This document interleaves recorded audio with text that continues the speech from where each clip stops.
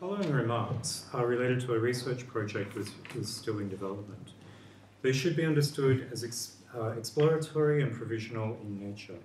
All I'll be able to do here is to lay out the bare framework of some problems in the philosophy of information and how I believe a contemporary rereading of Simondon's work is needed to transform this field.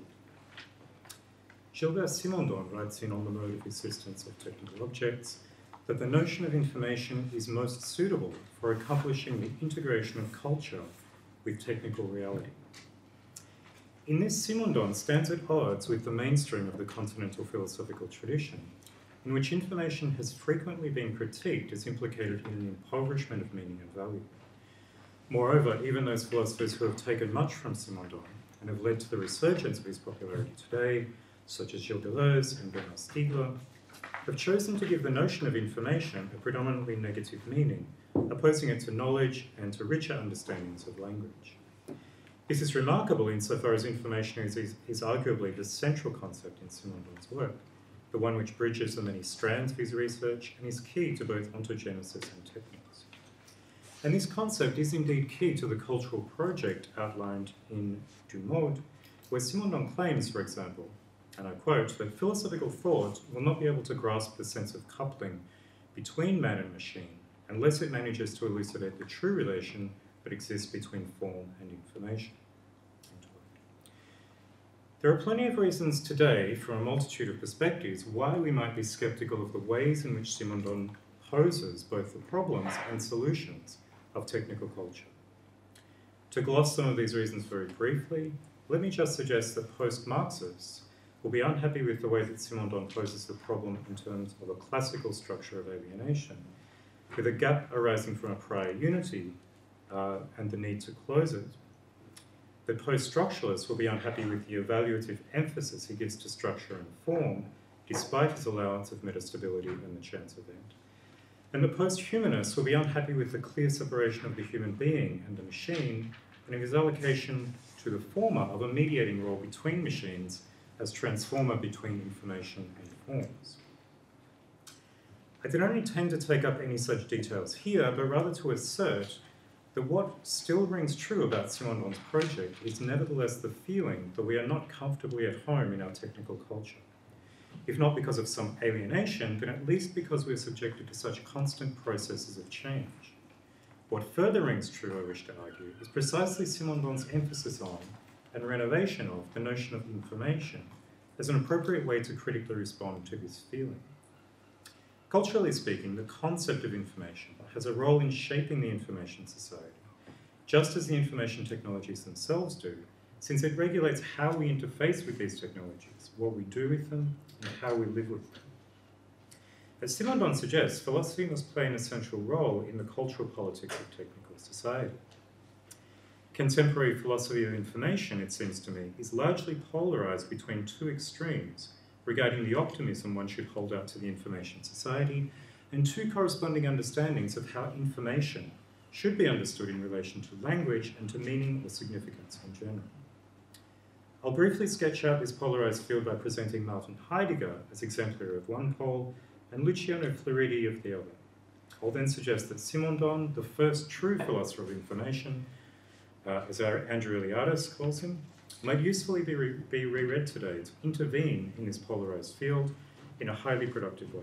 So in effect, Simondon shows the way to a revaluation of information. So part one, Heidegger.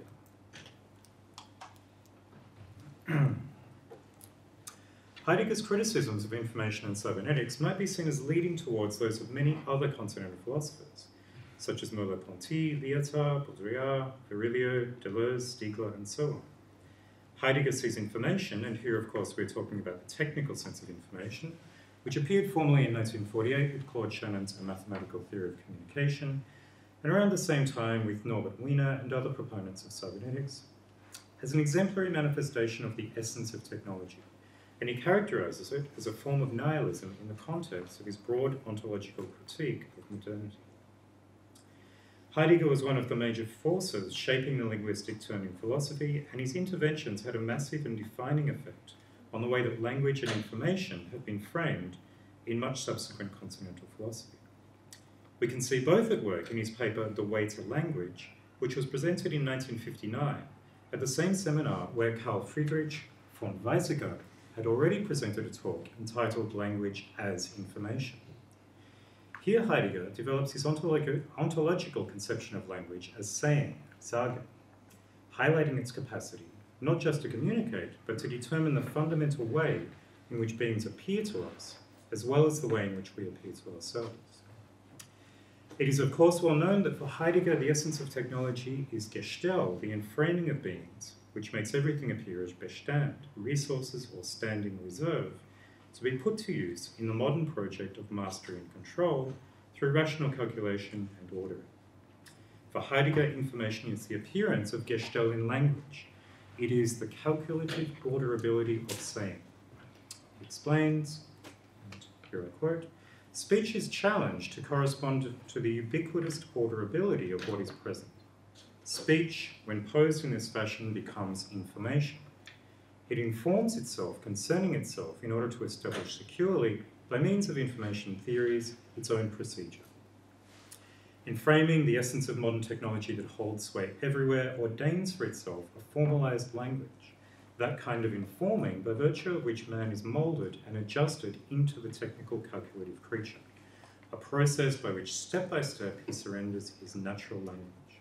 And this determination of information, like the entire Heideggerian meditation on technology, then takes its place at the high point of contemporary nihilism, as it contributes to the oblivion of being, which separates us from a more authentic mode of existence in which meaning accrues as beings reveal themselves in the context of living cultures.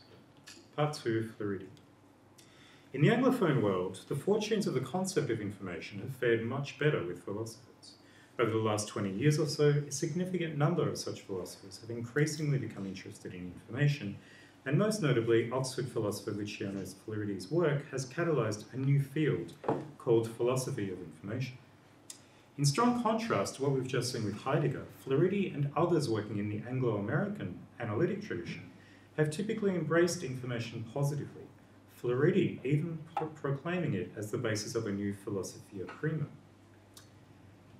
While now consciously working to expand this field across many of the major areas of philosophy, such as metaphysics, ethics, and even aesthetics, Floridi's work began with epistemology, and his definition and fundamental understanding of information arguably remains dominated by epistemic concerns and the way these have been shaped in the analytic tradition. And we can move to the second slide, please. According to Floridi, true semantic content is the most common sense in which information seems to be understood.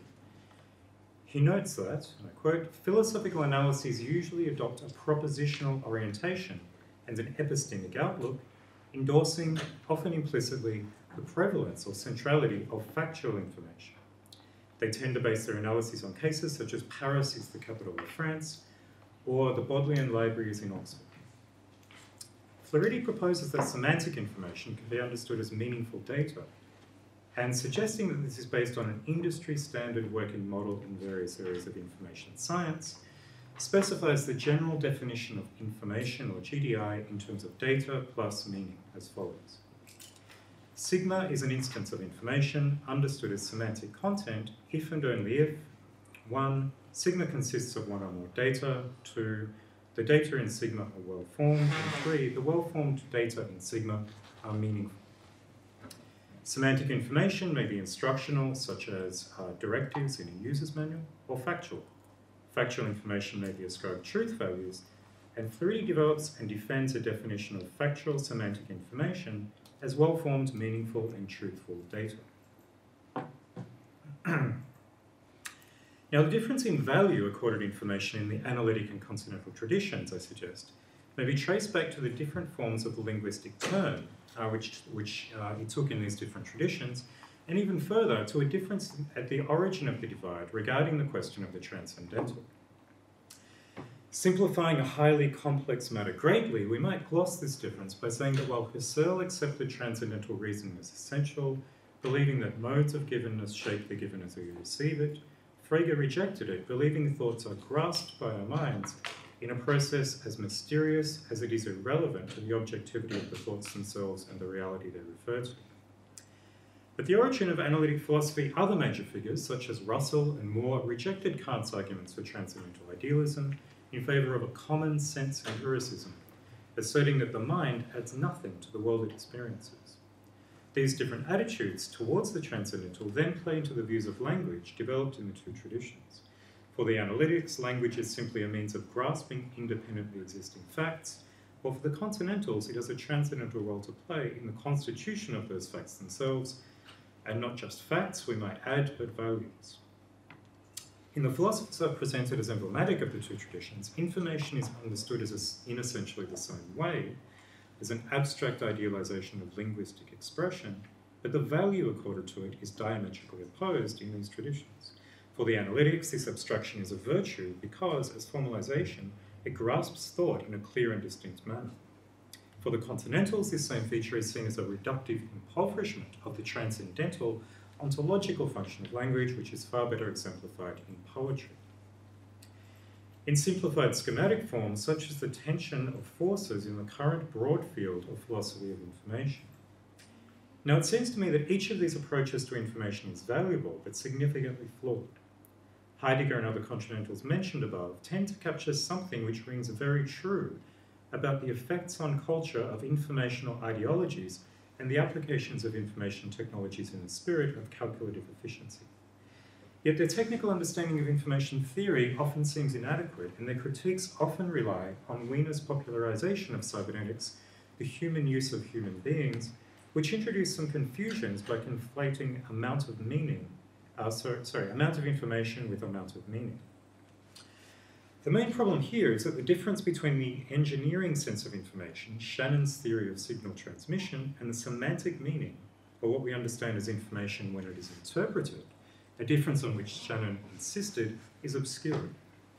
This leads some continental philosophers, such as Heidegger and Lyotard, to confused formulations of the type, poetry can't be reduced to ones and zeros.